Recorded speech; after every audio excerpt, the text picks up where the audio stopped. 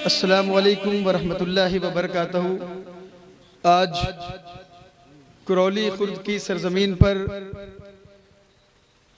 अशफाक साहब और अशद साहब के ज़रिए जो नातिया मुशायरा के प्रोग्राम ऑर्गेनाइज किया गया, उन तमाम लोगों को मैं मुबारकबाद देना चाहूँगा जिन लोगों ने इस प्रोग्राम को ऑर्गेनाइज किया, और आप लोगों को भी इस ठंड बड़ी रातों में आप लोग निकल करके आए इस मुशायरे को कामयाब करने के लिए। और बहुत ज़रूरी है कि जिस तरीके से आज उर्दू ज़बान की अगर बात कर लीजिए, उसको ख़त्म करने की, उसको मिटाने की जो साजिशें हो रही हैं, तो उस दौर में इस तरह के प्रोग्राम होते रहने चाहिए। मेरे दोस्तों और साथियों, आप कितने भी मॉडर्न बन जाइए, कितनी भी अच्छी अंग्रेजी बोल लीजिए, मगर जो हमारी अपनी ज़बान है, और बदकिस्मती ये रही ज़बान के साथ कि इसको एक ख़ास रिलीजन से, ख़ास तबके से जोड़ दिया गया। मगर उर्दू ज़बान सिर्फ मुसलमानों की ज़बान नहीं है। आप उठा करके देखें, दुनिया में जितनी भी ज़बानें हैं उसमें सबसे मीठी, सबसे शीरी ज़बान अगर कोई है तो वो अपनी उर्दू ज़बान है। तो ये हमारी आपकी जिम्मेदारी है कि इसको हम लोग जिंदा रखें। और आज आप देख लीजिए कि दुनिया बहुत तरक्की याफ्त हो गई है, मगर आज भी बेस्ट डायलॉग डिलीवरी अगर होती है तो वो उर्दू ज़बान में होती है। बॉलीवुड जो इतना नाम अपनी दुनिया में कर रहा है, उसमें भी सबसे अच्छा डायलॉग उर्दू ज़बान का माना जाता है। अदालतों में जब फैसले सुनाए जाते हैं तो वो उर्दू ज़बान में सुनाए जाते हैं। तो सबने तो अपना लिया, मगर हमने छोड़ दिया उर्दू को। अपने बच्चों को अच्छी से अच्छी तालीम दीजिए, अच्छे स्कूलों में पढ़ाइए, मगर उसके साथ साथ अपनी दीन की तालीम भी दीजिए, अपनी ज़बान भी सिखाइए, तभी ये बची रहेगी, वरना आने वाले कुछ सालों में लोग भूल जाएंगे। आज बहुत से गांव में जाइए, अगर किसी से पूछ लीजिए कि भाई आपका इसमें ग्रामी क्या है, तो लोग मुंह देखने लगते हैं। लोगों को इसमें ग्रामी का मतलब ही नहीं पता, जो बहुत कॉमन हुआ करता था पहले। तो हमारी जिम्मेदारी है कि अपने बच्चों को हम दुनियावी तालीम के साथ साथ दीन की भी तालीम दें और उनको उर्दू भी सिखाएं। समझ रहे हैं बात को? क्योंकि जिस दीन को हम लोग मानते हैं उसका जो सारा खजाना है वो ज्यादातर या तो अरबी में है या उर्दू ज़बान में है। तो अगर ज़बान ही नहीं जानेंगे तो उन खजानों को कैसे जानेंगे क्या है उसमें। तो बहुत मुबारकबाद एक बार फिर से उन तमाम लोगों को जिन लोगों ने इस प्रोग्राम को ऑर्गेनाइज किया, और हमारे जो शुरा कराम यहाँ बैठे हुए हैं उन तमाम लोगों को मैं मुबारकबाद दूंगा। हमारे रजब साहब हैं जिनकी निज़ामत में आज ये प्रोग्राम होगा, बहुत शानदार अंदाज है। नक्काशी साहब हैं और तमाम लोग हैं, बहुत से लोगों को मैं नाम नहीं ले पाऊंगा, वक्त की कमी है। तो इस तरह के प्रोग्राम वाकई एक नई जान पैदा करते हैं लोगों के अंदर।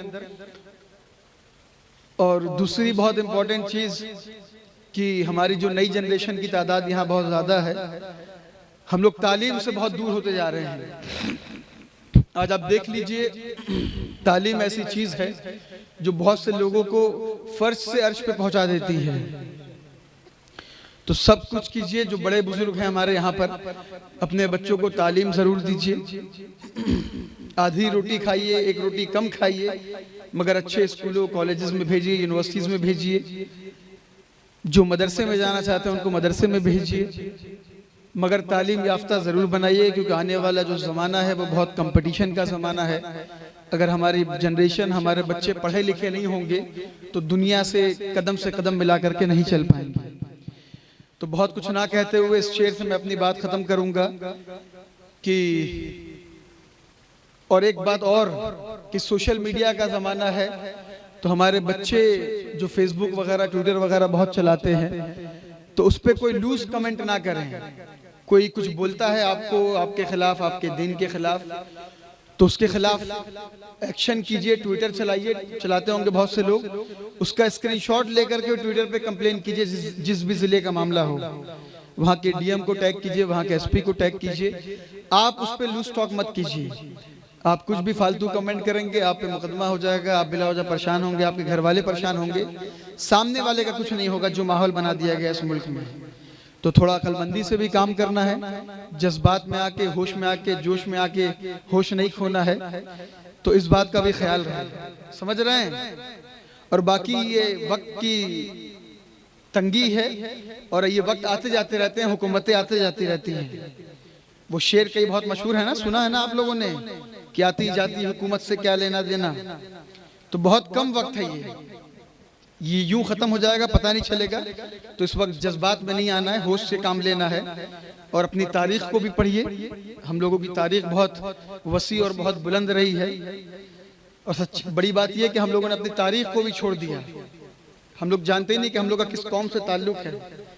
जंग आज़ादी की बात होती है, इस हिंदुस्तान की आज़ादी की लड़ाई में तब तक सारे लोग मुर्दा बने हुए थे जब तक हमारे उलमाए करामों ने कदम नहीं रखा था।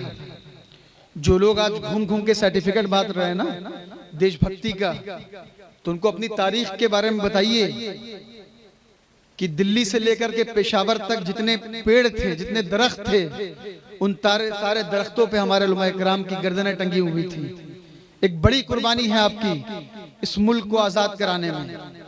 और जिन लोगों ने उस दौर में अंग्रेजों की और दलाली की, चाटुकारिता की, आज वो बहुत बड़े देशभक्त बने हुए हैं।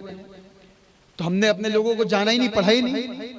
अल्लामा इकबाल ने कहा कि ऐ मेरी कौम तुझे अज़मत रफ्ता की कसम, तुझमें एहसास व जज्बात शिकस्ता की कसम, जो कौम अपनी तारीख को भुला देती है सफेद दहर से वो खुद को मिटा देती है।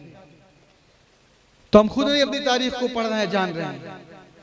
तो मेरे दोस्तों और साथियों, अपने बारे में जानिए, किस कौम से हम लोग का ताल्लुक है, क्या हमारी तारीख रही है, उसको जानिए और लोगों को बताइए कि हम लोगों ने बड़ी कुर्बानी दी है साहब। आज जो सारे लोग बैठे हुए हैं आसानी से स्टैंड के नीचे, उसमें हमारे पूर्वजों ने बड़े खून बहाए हैं अपने, तब जाके ये मुल्क आज़ाद हुआ। तो इसको हम नहीं बताएंगे तो कोई दूसरा तो बताएगा नहीं। तो ये हमारी आपकी जिम्मेदारी है। तो लोगों को बताइए अपने बारे में, अपनी तारीख के बारे में। तो इस शेर से मैं अपनी बात को ख़त्म करता हूँ कि जो लोग आज नफरत फैला रहे हैं मुल्क के अंदर कि हवेली झोपड़ी सबका मुकद्दर फूट जाएगा अगर ये साथ हिंदू मुस्लिमों का छूट जाएगा। और दुआ कीजिए कि हम में प्यार के रिश्ते रहे कायम, ये रिश्ता टूट जाएगा तो भारत टूट जाएगा। ये रिश्ता टूट जाएगा तो भारत टूट जाएगा। मैं इससे अपनी बात को खत्म करता हूँ। बहुत बहुत शुक्रिया। वस्सलाम वरहमतुल्लाहि वबरकातुहू।